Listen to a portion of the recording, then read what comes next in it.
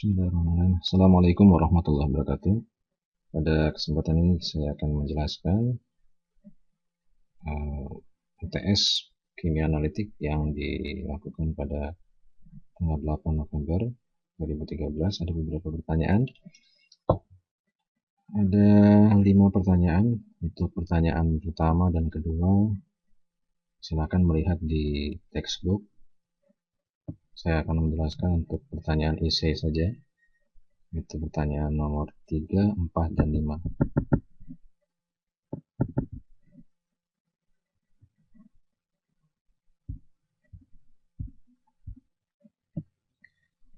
Untuk pertanyaan nomor 3, suatu sampel senyawa organik seberat 0,2121 gram dibakar dengan aliran oksigen. Gas CO2 yang dihasilkan ditampung dalam larutan barium hidroksida. Pertanyaannya, hitunglah persen karbon di dalam sampel jika terbentuk endapan barium karbonat seberat 0,6006 gram. Dari soal di atas kita bisa mengetahui berat sampel itu adalah 0,2121 gram. Kemudian sampel merupakan senyawa organik. Kita ketahui senyawa organik itu biasanya senyawa mengandung karbon dan hidrogen. Di sini tidak diketahui senyawanya. Kebanyakan senyawa organik itu mengalami reaksi pembakaran, di mana ini adalah senyawa organik, mengalami pembakaran. Berarti reaksinya adalah dengan oksigen, dengan gas oksigen menghasilkan karbon dioksida dan H2O. Dari persamaan ini kita bisa tahu bahwa mol karbon itu sama dengan mol karbon dioksida. Jadi mol dari soal kita bisa mengetahui bahwa jumlah mol karbon itu sama dengan mol CO2. Kemudian yang lain adalah CO2 yang dihasilkan itu kemudian dialirkan ke dalam larutan barium hidroksida. Kita ketahui bahwa di dalam air karbon dioksida akan berubah menjadi asam karbonat, H2CO3. Jadi reaksinya itu akan menjadi asam karbonat ditambah dengan barium hidroksida akan menghasilkan barium karbonat, BaCO3. Nah, di sini kita lihat bahwa jumlah mol barium karbonat itu sama dengan jumlah mol asam karbonat. Kita lihat di sini koefisiennya, asam karbonat sama dengan barium karbonat. Kemudian asam karbonat, mol asam karbonat sama dengan mol CO2. Dan mol CO2 sama dengan mol C. Sehingga kita bisa simpulkan bahwa jumlah mol barium karbonat itu sama dengan jumlah mol karbon. Jadi kalau kita tahu berapa besar mol barium karbonat, maka kita akan bisa menghitung berapa gram karbon.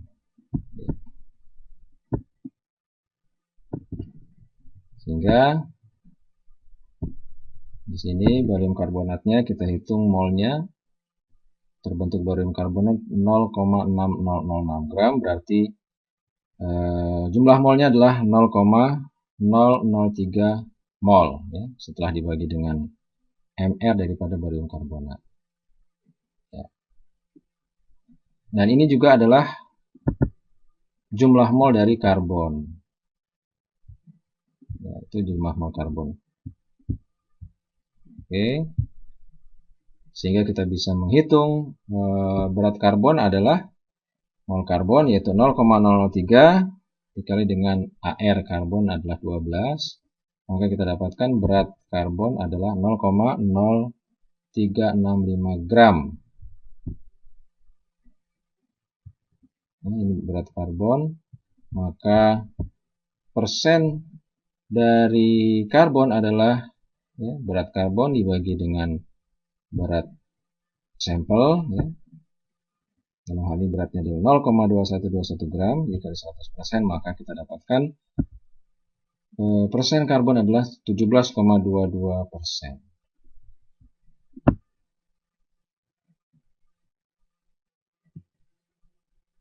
Kemudian untuk soal nomor 4, suatu sampel seberat 2,300 gram mengandung 38,0% MgCO3 dan 42,0% kalium karbonat K2CO3, di mana sampel tersebut mengalami dekomposisi secara sempurna. Pertanyaannya, berapakah berat karbon dioksida yang dilepaskan? Untuk menjawab pertanyaan ini, kita terlebih dahulu melihat apa informasi yang bisa kita peroleh dari soal tersebut, yaitu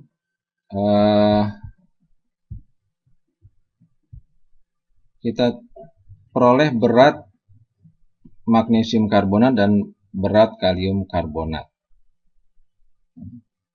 Jadi di sini dari sampel kita bisa menghitung sampel beratnya 2,3 gram. Karena diketahui persen berat dari MgCO3, maka kita bisa menghitung yaitu 38% dari 2,3 gram adalah 0,874 gram. Ini adalah berat magnesium karbonat. Kemudian kita juga bisa menghitung berat kalium karbonat. Itu beratnya adalah 0,966 gram. Setelah kita kalikan 42% dikali dengan berat sampelnya. Karena kandungan kalium karbonat adalah 42%. Ini adalah berat kalium karbonat. Kemudian yang kita ketahui juga dari soal itu adalah sampel tersebut mengalami dekomposisi, di mana masing-masing karbonat, baik magnesium karbonat maupun kalium karbonat, keduanya akan melepaskan gas CO2. Gas CO2, maka reaksinya adalah ini untuk magnesium karbonat, MgCO3 menghasilkan atau melepaskan CO2. Kita sebut dengan CO2 yang pertama. Ini CO2 yang dilepaskan dari MgCO3. Kemudian kalium karbonat juga melepaskan CO2. Kita tuliskan sebagai CO2 yang kedua, karena beratnya masing-masing adalah berbeda.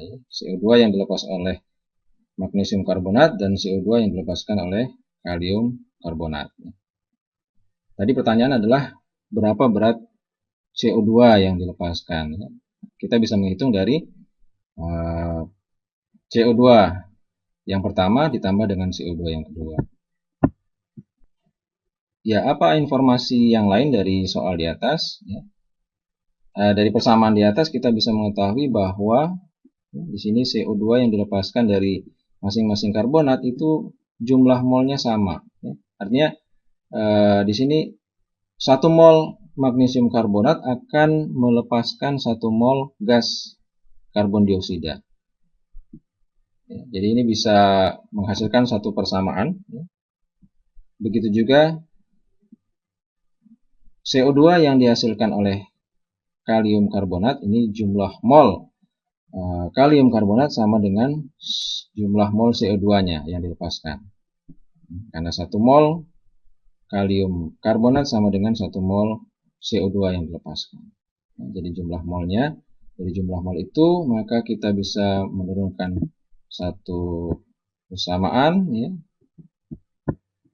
dari sini. Ya, jumlah mol MgCO3 itu bisa kita hitung dari berat MgCO3 dibagi dengan MR-nya ya. Jadi beratnya sudah kita hitung sebelumnya, yaitu 0,874 gram dibagi dengan 84,3 gram per mol. Ini adalah MR dari MgCO3, maka kita dapatkan mol MgCO3 adalah 0,0104 mol. Dan ini adalah jumlah mol CO2 yang pertama. Maka berat CO2 bisa kita hitung.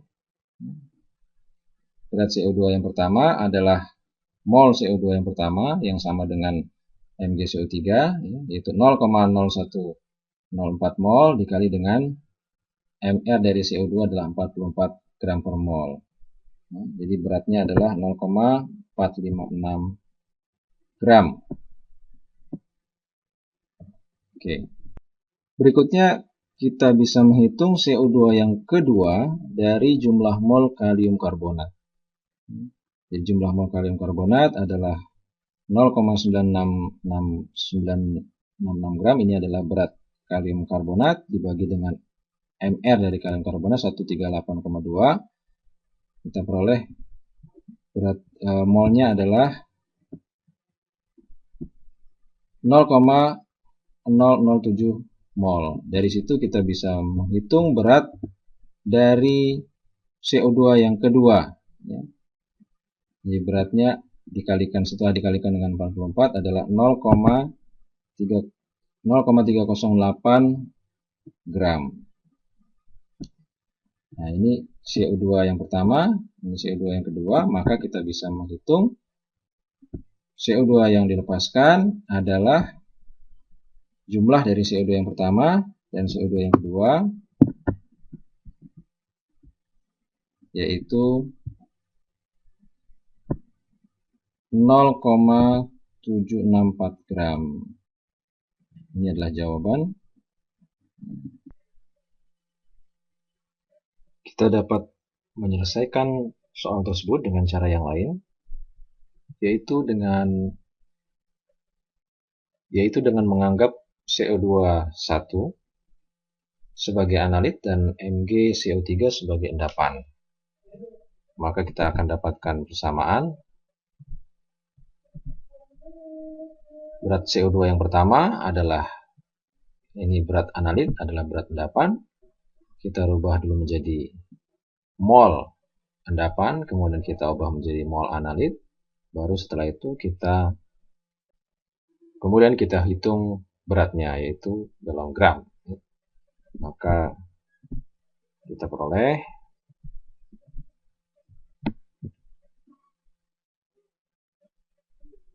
berat CO2 yang pertama adalah berat MgCO3 0,874 gram dikali dengan MR dari CO2 dibagi dengan MR MgCO3. Maka kita peroleh berat CO2 yang pertama adalah 0,456 gram. Dan dengan cara yang sama kita dapat menghitung berat CO2 yang kedua, yaitu berat kalium karbonat. Kita rubah menjadi mol kalium karbonat, kita ubah menjadi mol CO2 dan kita ubah menjadi gram CO2. Dan demikian kita peroleh hasilnya adalah 0,308 gram. Berikutnya,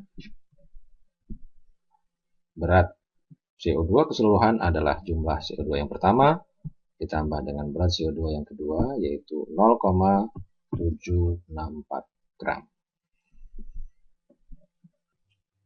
Kemudian yang terakhir, di soal yang kelima, ini pertanyaan agak sulit ya.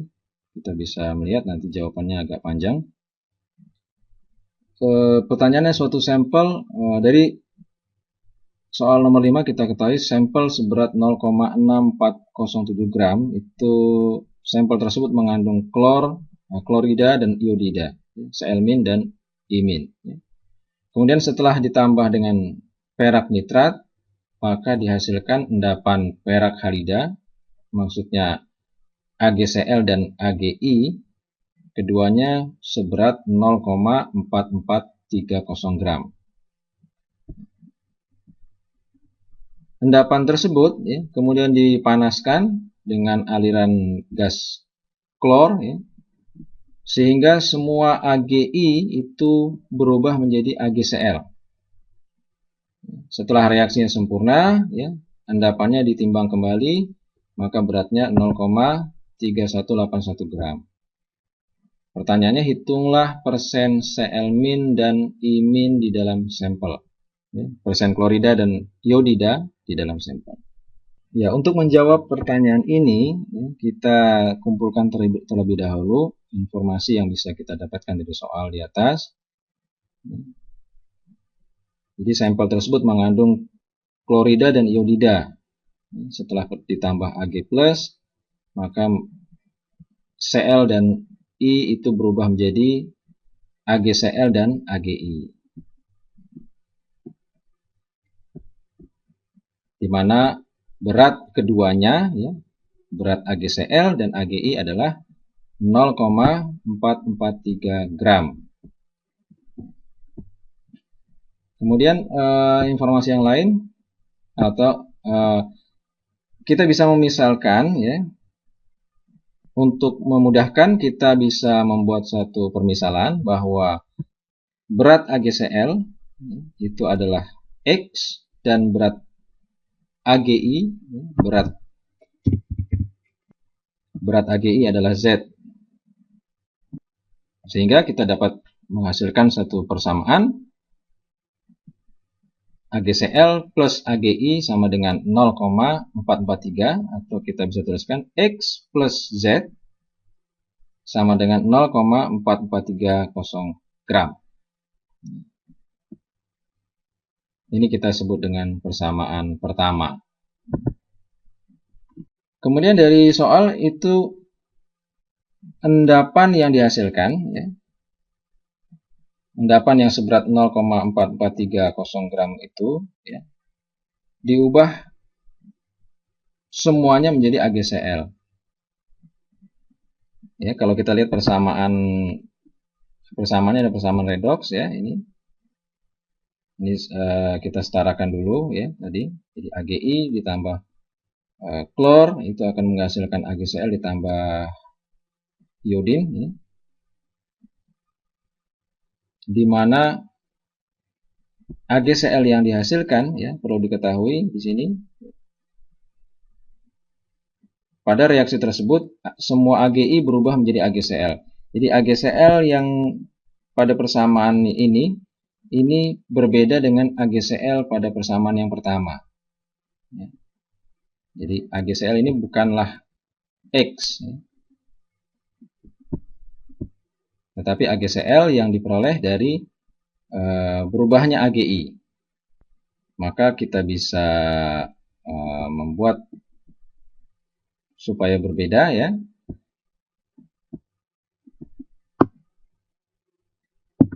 Untuk membedakannya, AgCl pada persamaan pertama itu kita tulis AgCl1.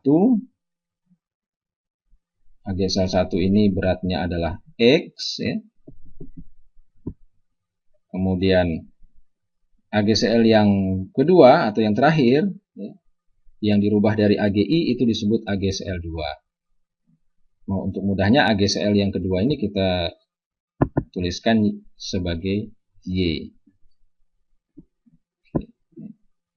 Ya, karena berat endapan yang kedua, ya, itu merupakan berat AgCl pertama ditambah dengan AgCl yang kedua, ya, maka kita bisa tuliskan persamaannya itu sebagai persamaan yang kedua. Berarti X ditambah Y sama dengan berat endapan, ya, yang kedua, yaitu 0,3181. X plus Y, ya, X-nya adalah AgCl yang pertama, kemudian Y-nya adalah AgCl perubahan dari AgI, ya, beratnya 0,3181. Ini kita sebut sebagai persamaan yang kedua. Ya, dari persamaan pertama dan kedua, ya, persamaan pertamanya X plus Z sama dengan 0,4430 gram, X plus Y, ini persamaan kedua, 0,3181 gram. Dari persamaan itu,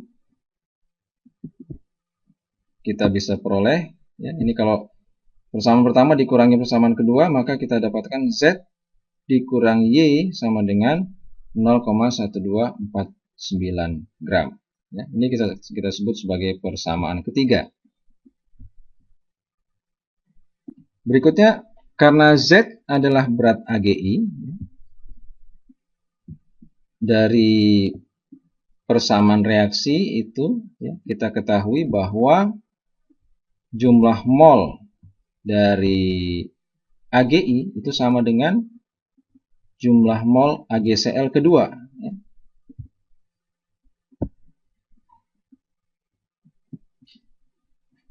Jadi 2 AgI itu menghasilkan 2 AgCl, ya, berarti jumlah molnya sama. Ya. Jadi mol AgI sama dengan mol AgCl yang kedua.